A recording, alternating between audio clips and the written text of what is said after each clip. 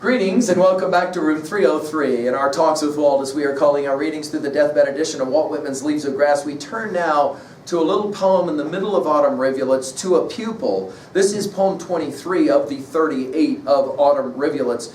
Notice we've commented already about autumn being representative of symbolic of the old, rivulets of the new. Here we're going to play the game of Whitman as pedagogue, or Whitman as teacher, and we're going to consider autumn as in the old, the teacher, and rivulets as in the new, the pupil or the student. I find this a fascinating poem as an instructor, speaking to you guys as students to talk about a poem like this. It's quite compelling. I want to assume, though, that you've already been with us at learnstrong.net, down that left-hand side, Talks with Walt, our playlist, and that you've been with us from the very beginning, inscriptions up through and including a passage like Song of Myself, passage 46, 47, when Whitman will talk to students and say the job of the teacher is to help the student to destroy the teacher. We've commented on it in depth, and several of you have pointed out, Mr. McGee, you keep coming back to this idea of Song of Myself, passage 46, 47, as somehow central to so much of the reading of Leaves of Grass. I do, because I think that Whitman, as instructor, as teacher, as pedagogue,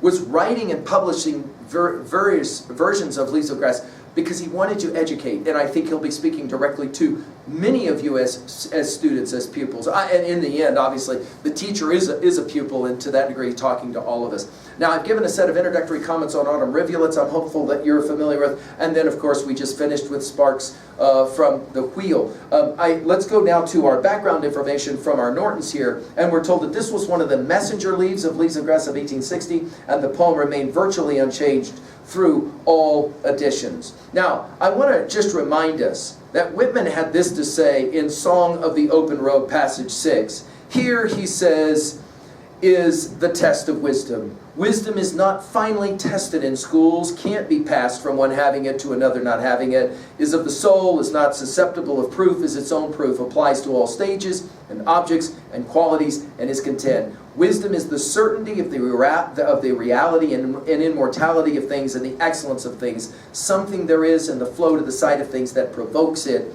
out of the soul. And then he finishes, now I re-examine philosophies and religions. They may prove well in lecture halls or lecture rooms, yet not prove it all under the spacious clouds and along the landscape and flowing currents. It is from here that now we turn to the poem, To a Pupil. And this is how he plays the game of the rhetorical question answered with exclamation marks.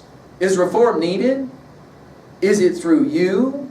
The greater the reform needed, the greater the personality you need to accomplish it. You!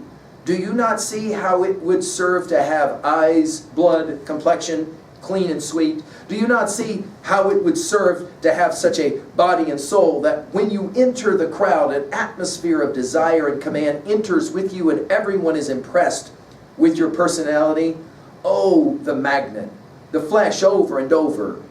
Go, dear friend, if need be, give up all else and commerce today to inure yourself to pluck, reality, self-esteem, definitiveness, elevatedness. Rest not till you rivet and publish yourself of your own personality. Notice personality here, beginning the poem, ending the poem, capitalized. Now, this is a fascinating invitation. Remember, I told you the first word of all of Leaves of Grass is the word come, right? Invitation. And this is an amazing invitation to the student, to you guys, to say, why don't you decide what school and education and educational reform is actually really all about? He begins, notice, with the question of reform. Song of Myself 22, of course, will play the game of reform. Evil propels me and reform of evil propels me. You'll remember he said there, when he asks then the direct you, 12 times, either directly with the word you or yourself or some variation of you, 12 times in this little brief poem we're going to hear it. Notice he'll say it. The greater the reform, and transpositions will be the only other use in all Leaves of Grass of that word reform.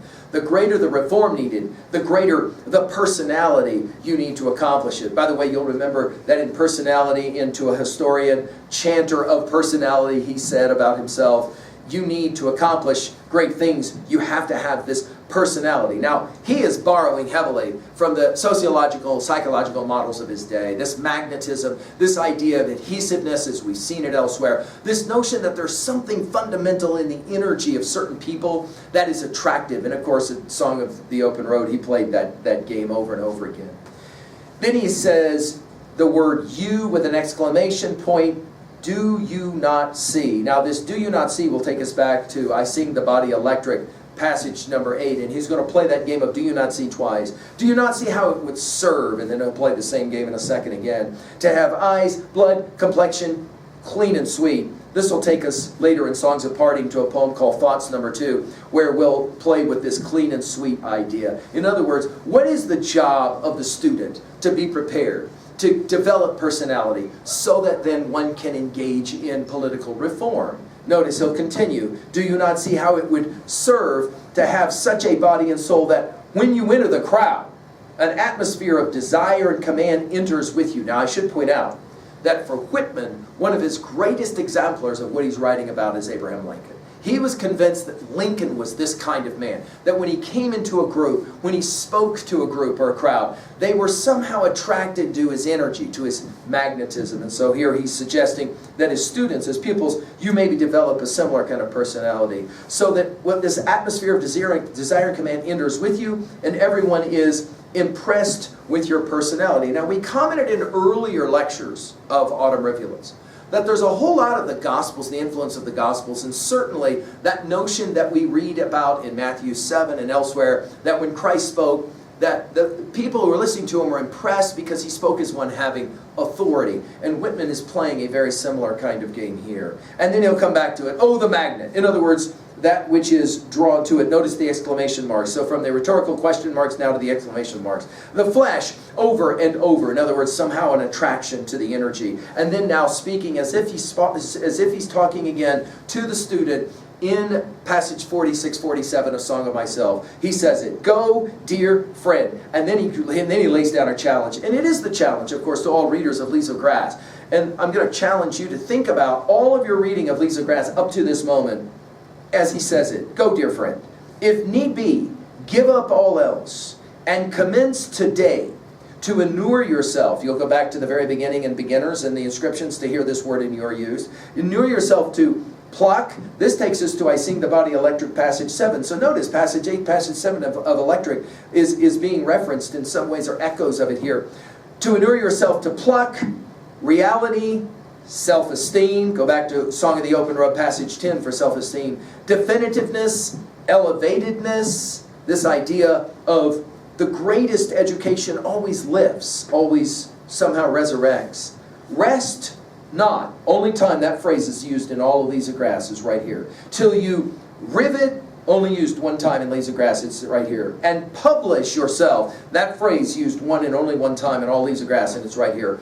Of your own personality. You'll remember that in starting from Pomanak 12, I will be the bard of personality, he said, he promised. And now here, if you will, the eraser drops for the teacher, and now we come full circle. And with that, now to 2a. I think the argument that's being made here is that the greatest teachers will somehow empower students to become themselves.